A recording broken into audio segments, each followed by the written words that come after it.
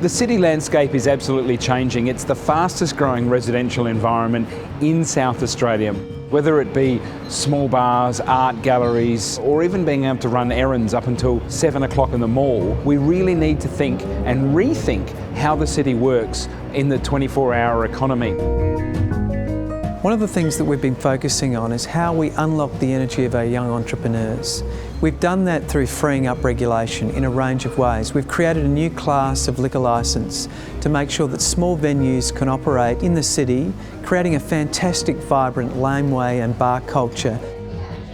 With more people moving into the city and having a greater population, to get them spending in the city, give them a reason to stay in the city as opposed to having to leave, can only benefit everyone. So this small bar licence introduction is certainly a step in the right direction for keeping people local and building that sense of community within the city. Proof is very excited about being the first venue to be given the small bar licence. We take a lot of pride in that, and we're definitely looking forward to being at the forefront of an improvement in the small bar culture of Adelaide. I think in terms of getting people out at night, it's thinking differently about what a nighttime event can be.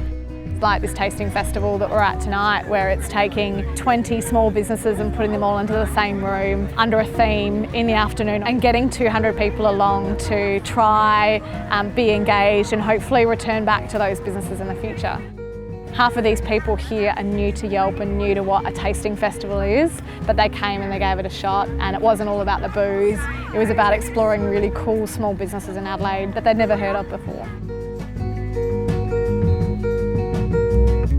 So with people finishing work at 4:35, 5:30, often it's too easy to jump in our car and sit in peak hour traffic for an hour trying to get home, and that becomes stressful.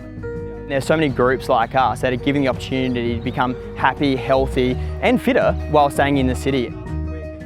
Adelaide is now the heaviest capital city here in Australia, and it's an area that we personally are trying to improve. Good, perfect. What do you think could be improved about the city at night? Probably safety, because I don't come out that much myself, because I don't feel that safe, so maybe some sort of safety thing. And maybe have the trams running more regularly as well.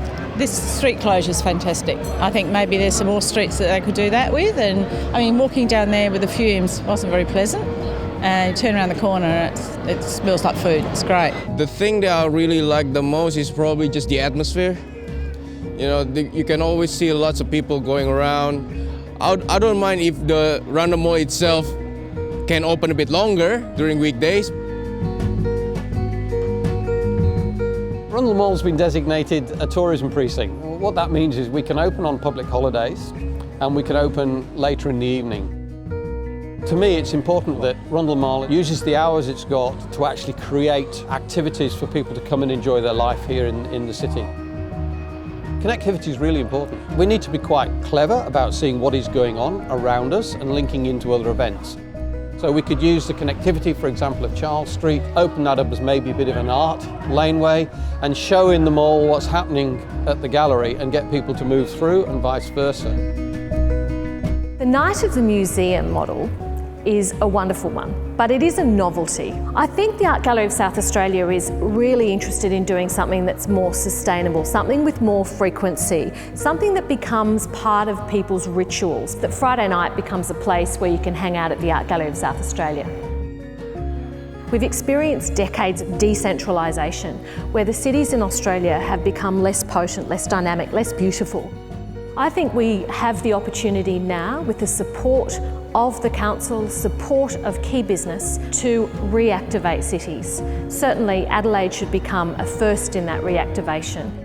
It has the capacity through its plan to really become a dynamic, creative city all year long.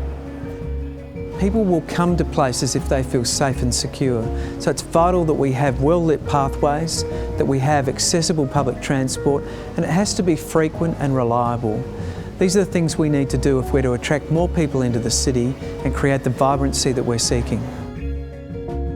If you're an entrepreneur, if you're a small business that's already operating in the city, now is the time. We are about getting the council staff and the state government to listen and help you deliver outcomes on our fantastic streets of Adelaide.